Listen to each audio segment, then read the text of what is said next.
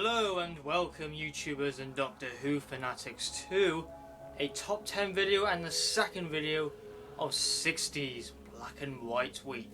And before I start this list, it's not including the missing episodes, it's just the TV stories because they make the list a little bit more interesting, as if I did add the missing episodes they will be taking quite a bit of the list. And missing episodes are getting their own video anyway in the missing episodes overview, so yeah, it'd be quite odd to add them here when I'm just going to be fully discussing them in another video. So yeah, it's just the TV 60s episodes, and when I reach the third place then I'll go through some honourable mentions which are other stories which I think deserve like a highlight and a spotlight on this video. So without further ado, let's begin the list with number 10.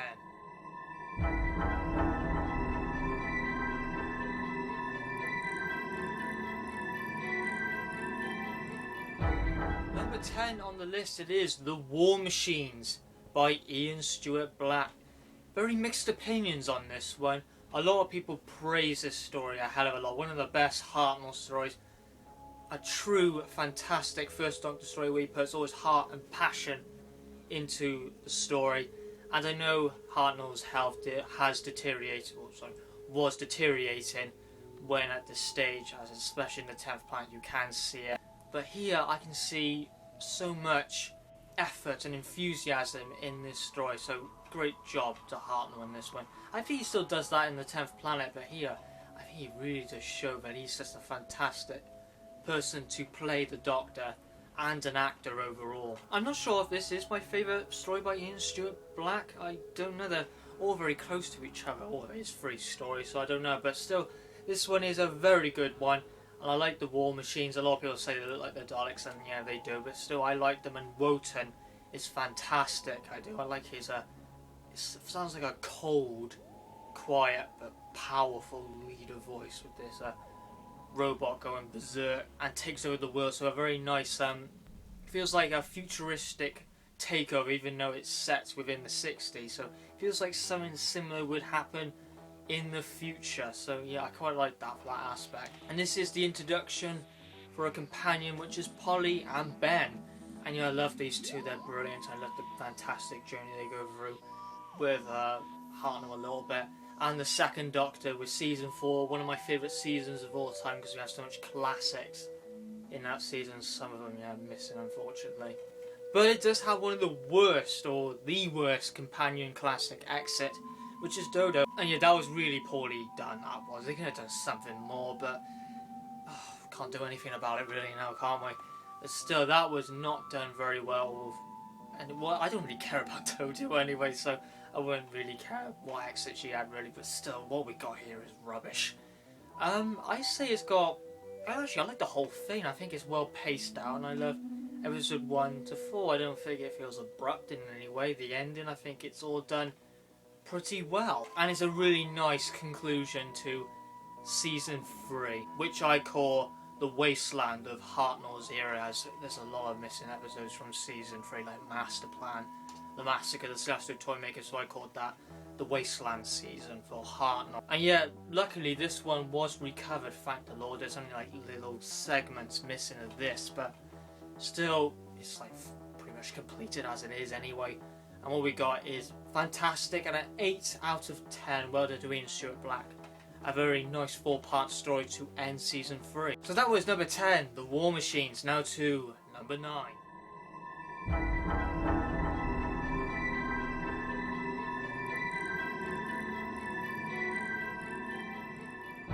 And a lot of people are going to go, what on earth are you putting this on the list?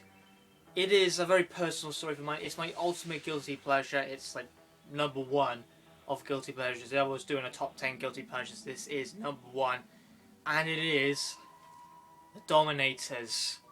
Yes, the Dominators. It's the same writers who did The Abominable Snowmen and The Web of Fear. Can't you believe that? Yeah, Norman Ashbury. No, it's not. It's those 2 collaborators who did, yeah, The Abominable Snowman and The Web of Fear. 2 fantastic stories, and this is what they came up with. This story is so pants, but yet I love it. I love the story so much. I have a Big Finish story which does the same. It's not a bad story from Big Finish, but it's not a very well-known one. But anyway, back to the Dominators. When I always feel like in a bad mood or just need cheering up, this is the one I usually go to. A personal guilty pleasure. I don't know why on earth I like it, but for some reason I just get a kick, entertainment, and thrill and enjoyment out of it. Again, it's so bad it's good. I find it so funny and entertaining. Yeah, I know some people hate it and it feels very long as a 5-parter, and it was originally going to be a 6-parter. I think the second Doctor and both the companions do very well. The Dominators are just bitching at each other throughout the entire story. We must conserve power and all that crap. And it's Tobo and Roger, I believe the two names are. And this, I call the Dominators such dumbasses because they think they're smart, but really they're just dumbasses.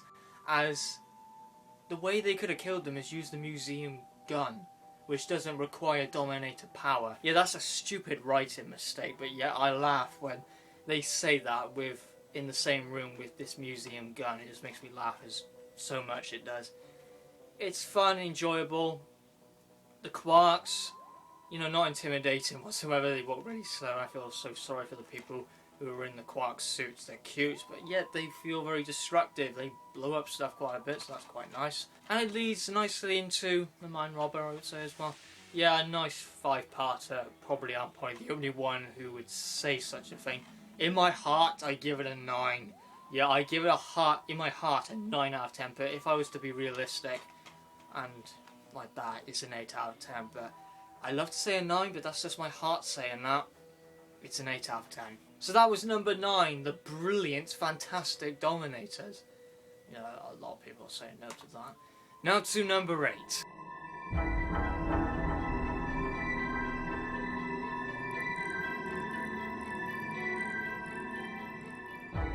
Number 8 on the list, we have The 10th Planet by Kid Pedler and Gary Davis.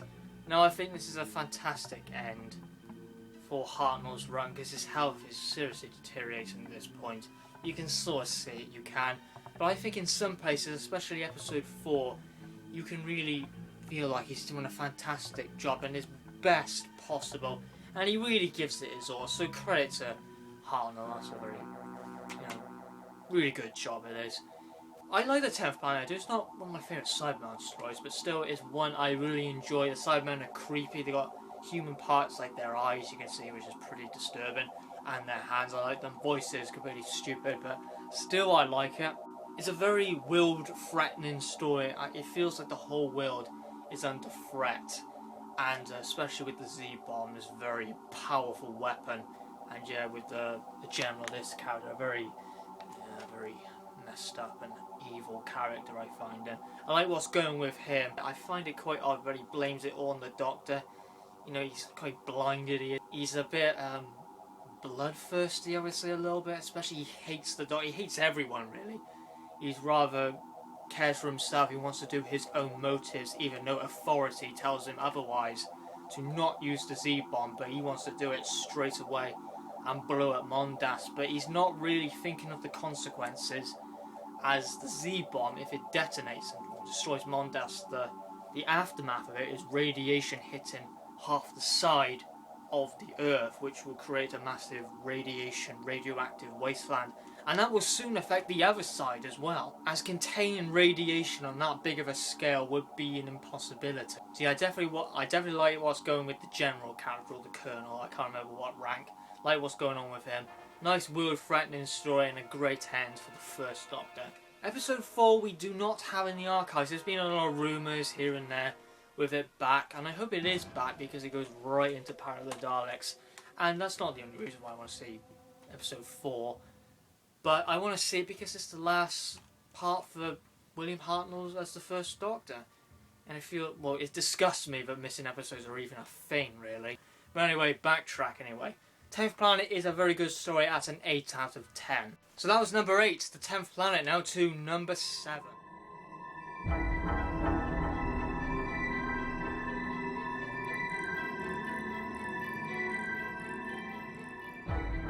Number 7 on the list, we have The Tomb of the Cybermen by the same writers.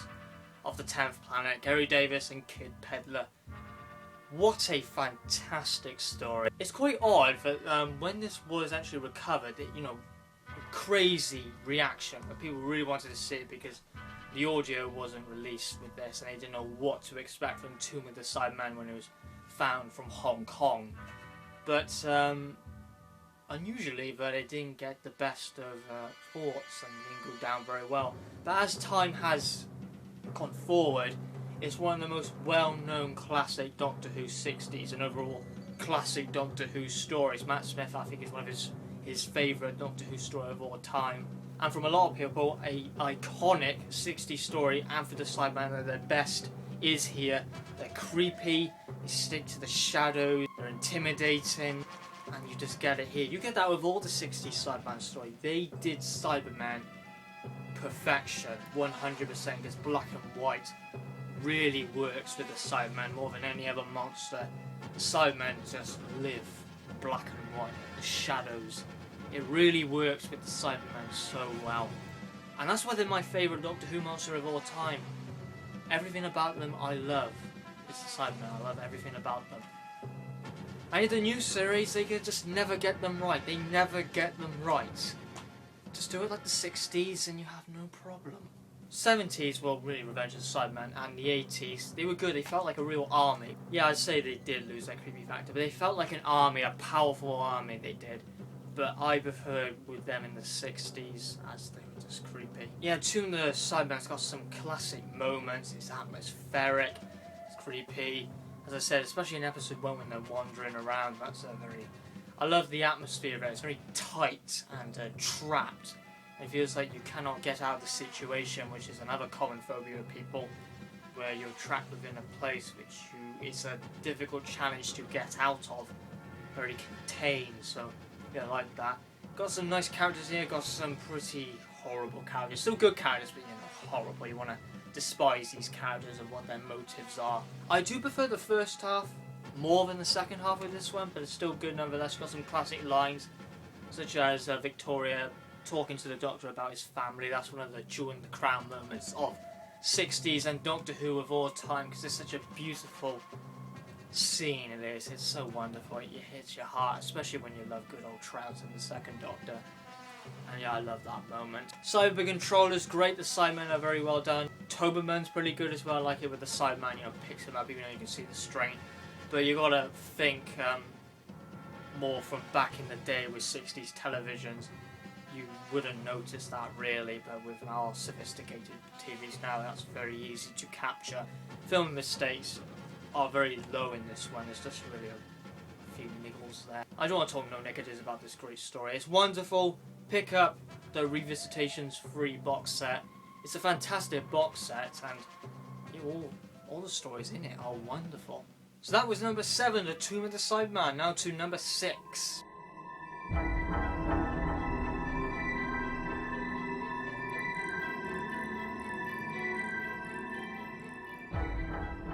Number 6 on the list is another personal one to me again. Not guilty pleasure, but what's the word? Unappreciated First Doctor story, which people do like to push away and not talk about it at all. It's The Romans, it is, by David Whittaker. Probably my favourite classic writer, I would say. One of my favourites, yeah, maybe like in between Robert Holmes and Malcolm Holt maybe, but still, yeah, absolutely fantastic writer, and The Romans is a lot of fun. It's just some classics, Enemy of the World, Power of the Daleks, Evil of the Daleks, even Edge of Destruction I like as well. But here, it's just a hell of a lot of fun. If you like the Mythmakers, if you adore that story, then this one, yeah, you are absolutely loving. It's got the same amount of comedy and fun. It's got its moments where it gets rather serious, whereas Ian has to fight one of his friends, which he met not too long ago, and they have to fight to the death, and there's some nice scenes by there, but still very serious stuff. Back in the day in the Roman times, some like gritty stuff. But mainly, it's just a bit of fun, and this is one of Hartnell. It's Hartnell's favourite story he did. He had a blast with this one. You can see he's really enjoying it from start to finish. He's really getting into gear with his Doctor, just having fun. performing the First Doctor in the Roman times. So yeah, that's good stuff to do. All the characters seem like they're enjoying themselves, and the Emperor as well. He just does a lot of laughs as well. There's some funny stuff with him, really. So that is the Romans, a 9 out of 10. I'm going to say it straight away, my favourite existing First Doctor story. Yeah, that'll be controversial maybe, but it's the honest truth really. I adore this one. Not my favourite First Doctor story, but my favourite existing one. So that was 6th place, my favourite First Doctor TV story existing fully. The Romans, now to number 5. All these now are 10 out of 10.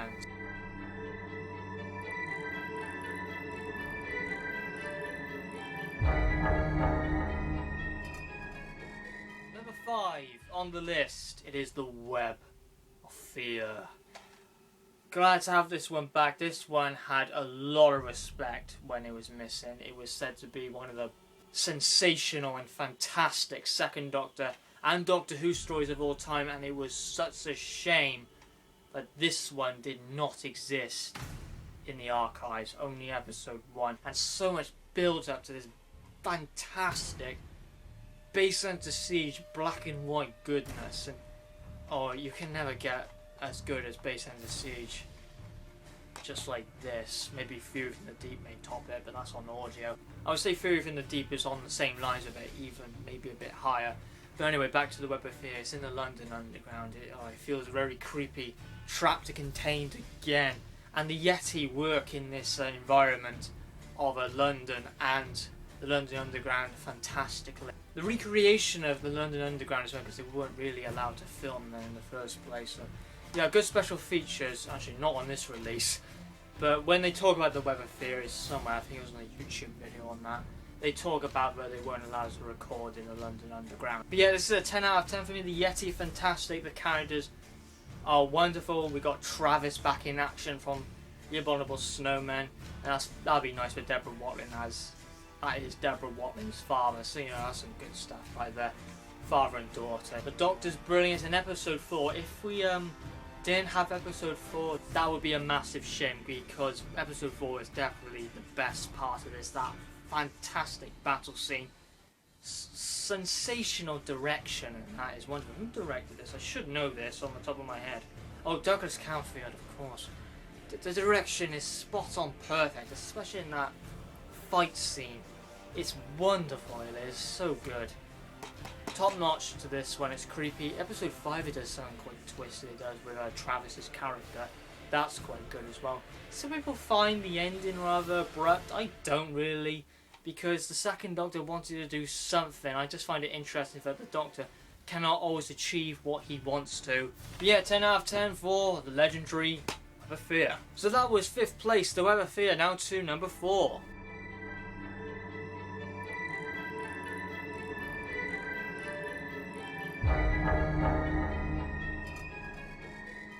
Number 4 on the list is another personal one to me, and it may be quite surprised I rate this one over the Web of Fear, so I rank it. It is The Enemy of the World by David Whittaker. Now, a mass majority of people prefer the Web of Fear over The Enemy of the World with rankings, but I don't. I have a really good reason why. Patrick Troughton is my favourite actor of all time. I've had so much inspiration from him and all that. He's just a wonderful actor, with John Pertwee as well being a favourite actor of mine as well.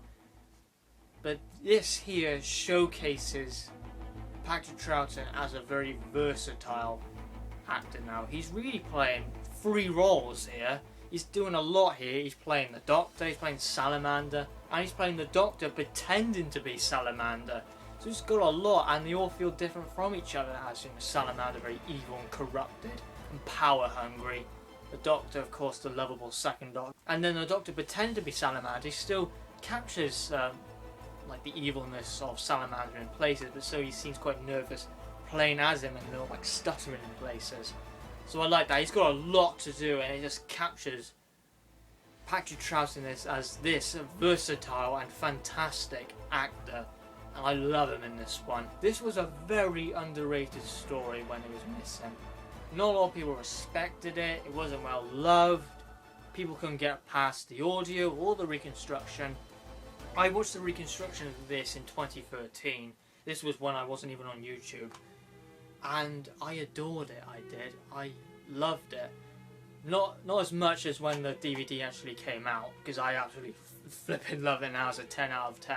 I think it does nothing wrong whatsoever. Actually, it's got one thing wrong, but I can live with it. Yeah, the reconstruction, I think from that stage, I rated it like an 8 out of 10. It was a fantastic Earthbound story, like a James Bondy sort of story. So, if you love James Bond, you love this, like, underground secret bases going on. And Salamander really fits the character of a Bond villain, so I like it for that. And this one's got some superb twists with some of the characters and what direction they go. And yeah, some of them are pretty corrupted and evil, really power-hungry characters and that. Yeah, I love it from start to finish. Episode 1 throws you straight in the action with the characters under attack as they think the Doctor is Salamander, because Salamander looks like the Doctor as on the cover. And then after all that, it does calm down a little bit. With episode 2 and 3, it just calms down all that action.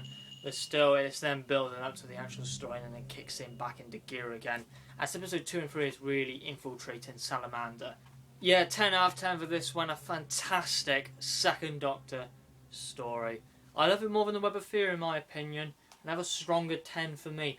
Yeah, I rate so many 10s. Even though a 10 is a rarity on my channel, there is a lot of 10s in the second Doctor here, because that's usually the case when a Doctor is your favourite. If like your favourite is the third Doctor, then you expect to have a lot of 10s in that era. Maybe to nostalgia and that, and Pertwee was one of my young Doctors, so yeah, of course I have a few 10s in.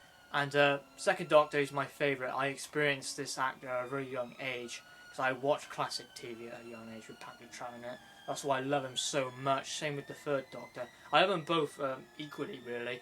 It's just very difficult to rank Doctors, but yeah, I would rank Patrick Troughton over John Pertwee.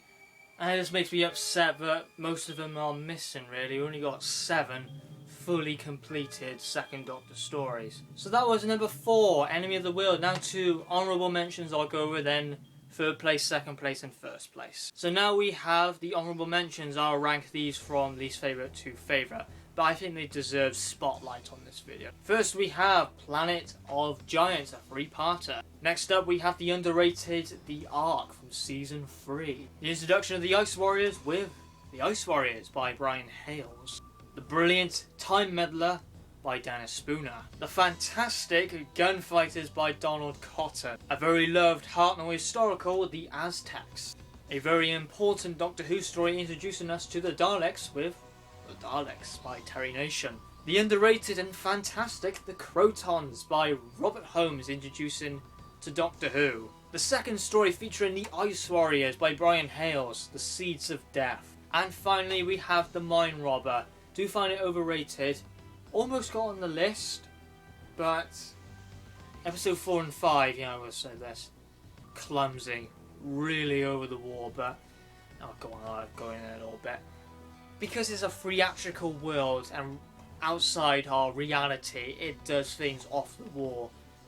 So yeah, you can see why it goes so clumsy and all over the place, but I'm not really a big fan of episode 4 and 5. Love the rest of it. Dips down with the episode 4 and 5. So they were the honourable mentions. Now to number 3.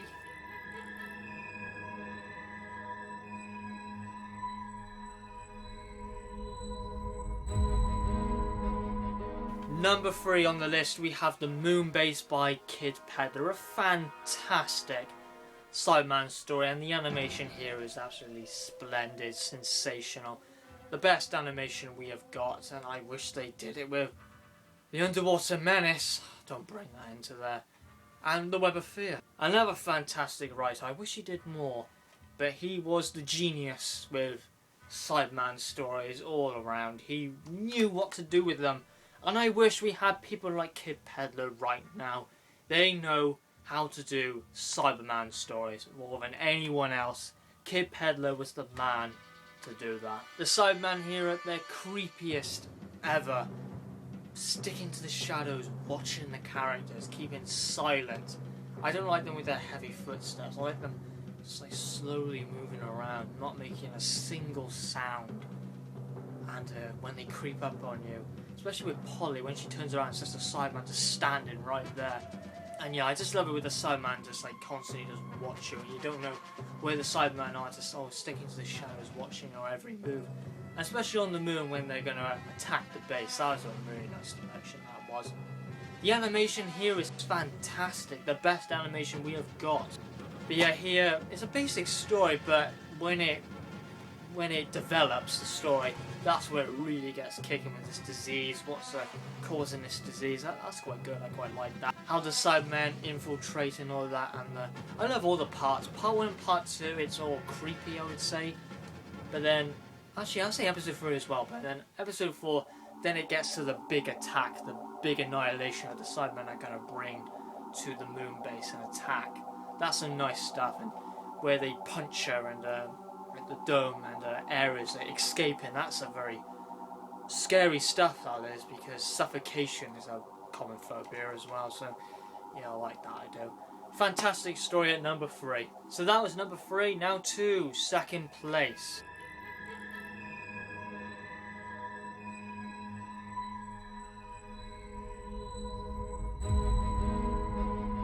Number 2 on the list, it is the sensational The Invasion. This has really grown up to me now. Every time I watch it, I love it. It's got everything you want in a story. It does it all well. A fantastic villain, a fantastic story. 8 parts which constantly keeps you engaged within the story. Build up, pacing, it all works. That's the one thing the Cybermen take a while to get into it. That's my only gripe, but still, the stuff happening before that, when the Cybermen actually get into the story, is fantastic with the build-up and all that. And Tobias Vaughan, what a brilliant character. I love Kevin Stoney. He is one of the best actors to enter Doctor Who, and I wish he did so much more.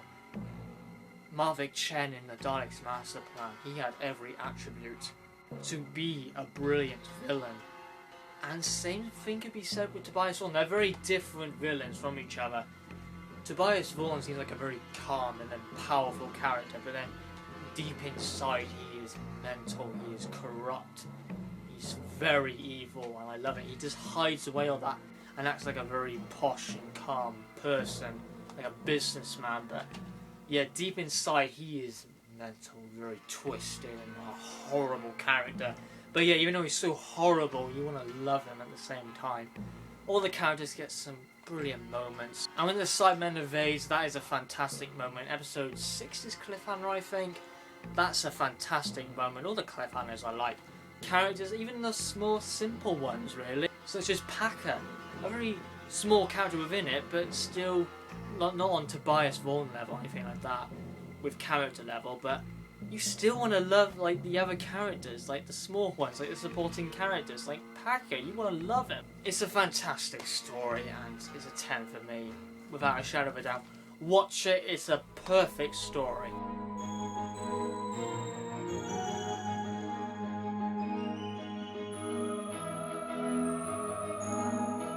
Now for my number 1. The ultimate story, a whopping one, sensational, unbelievable, and just incredible. It's by Malcolm Hulke and Terrance Dicks. The War Games. My ultimate love here. I cannot express how much I love this story. What a way to end Troughton, the second Doctor, and 60s Doctor Who. I'm very glad that Letter of the Criminal, the original setup of Season 6, didn't happen, as this would not have existed. If Patrick Troughton wouldn't have been so upset with all these scripts coming in, these bad scripts, and the format would never change and this wouldn't exist. So I have to thank Troughton for this, because he created this as he wanted to leave Doctor Who more earlier, so then they created this 10-parter to be the final story and to close it off. And I'm so happy that this exists fully. I would have been so upset if this did not exist. I'm like the same thing with Power, really. If that existed, I'll probably be on the same lines as this, probably. Yeah, I'm one of those people who loves the start and the end with Troughton. It's got everything, to the characters, to the movement of the story, the flow, the pacing, even some of the other villain characters, not like the big ones like the Warlord or the War Chief, like the other ones, like the General, the one with the scar on his face. It was the same actor who appeared in The Face of Evil, but I forgot his name. Someone will probably know, but I just can't remember on the top of my head. It's the same actor who appeared in The Face of Evil. But yeah, all these characters are wonderful, they are. Each part is fantastic. I love all the parts. Episode 1 immediately feels interesting with the General opening up this painting, yeah, that's a painting, to see this futuristic monitor. I really need to do an in-depth review on this. I seriously need to. There's so much I love, so much lore about this story I really want to cover. Yeah, I'll cover about the Time Lords as well. You can see with the Time Lords, even though it's the Doctor's race, you can feel like they're going to be the good guys, but really, no, they're not. The Time Lords, again, are quite corrupted, and not necessarily good. A race, they're not. They're corrupted within power, and what they do, they exile, of course, the Doctor and put him on Earth for how long they want him to. And that's what created the brilliant Pertwee era. But yeah, I love this story with all my heart, so I hope to do an in-depth review on this someday. I should have done it for this week, but I chose Power of the Daleks over it because, you know, there's a lot of setting up to this one. It's a 10 part, I have to take in the entire story and that. But yeah, I picked Power of the Daleks over it because I haven't really gone in depth with that either. So I was really stumped between the two, but I went for Power.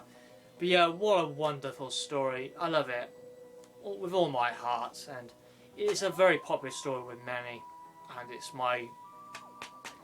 it's my perfect gem.